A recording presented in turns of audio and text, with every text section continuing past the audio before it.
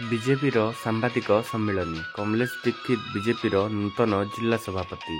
नुआपड़ा जिला बीजेपी नूतन सभापति भाव कमलेश दीक्षित को सर्वसम्मतिक्रमे चयन कर शनिवार संध्यारे नुआपड़ा जिला बीजेपी कार्यालय ठारे एक सांबादिक सम्मिलन अनुष्ठित हो जाइछि।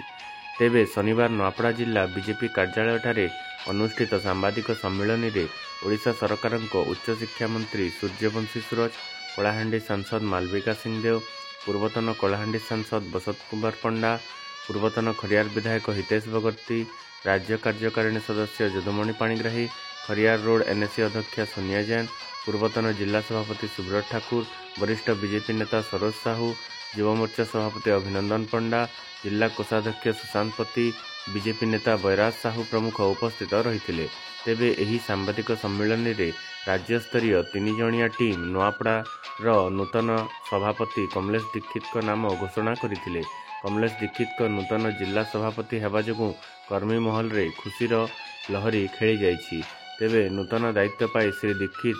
समस्त जिला कार्यकर्ता एवं नेता तथा राज्यस्तरीय नेतृवृंद को धन्यवाद जणाइबा सहित पार्टी तरफ मिलिथिबा नूतन कार्यभार को सुचारू रूपे तुलाइबाकू मु प्रतिश्रुतिबद्ध बोली निजर प्रतिक्रिया रे कहिथिले।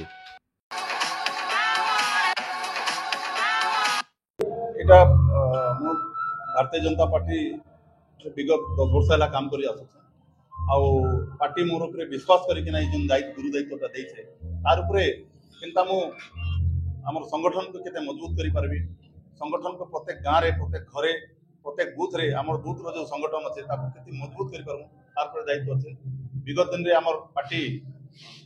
नुआपड़ा जिल्ला रे 2टा एमएलए इलेक्शन हारिछु आमे मात्र आमे आसंता इलेक्शन गुडा को जो हमर पंचायत इलेक्शन हो के आसंता एमएलए इलेक्शन हो आमे केनता मजबूत हो प्रत्येक इलेक्शन आमे जितमु प्रत्येक इलेक्शन रे आमे केनता विजय हेमु तार व्यवस्था करबा पई में सहयोग रे हमर पार्टी रे सब कार्यकर्ता सहयोग रे तार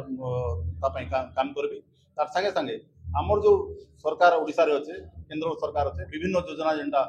सरकार प्रणयन करूछन सेटा प्रत्येक लोक को प्रत्येक गरीब लोक को प्रत्येक घर को केमती जीव प्रत्येक व्यक्ति केमती पाइबे तार पई भी आमे काम करू लेकिन मु आशा करूछे आ मोर संगे मोर जेतकी टीम रहबे भारतीय जनता पार्टी समस्त कार्यकर्ता ए बाबद रे लागि पडु माजी ठार में जिंदा कि हमर पार्टी को हमर संगठन को हमें प्रत्येक घर को प्रत्येक बूथ को पहुंचे पारू। देखो तो खुशी ठारू दायित्व बहुत बड़ मो खाली खुशी न मोर संगे संगे मोर कार्यकर्ता माने बहुत खुशी मो संगे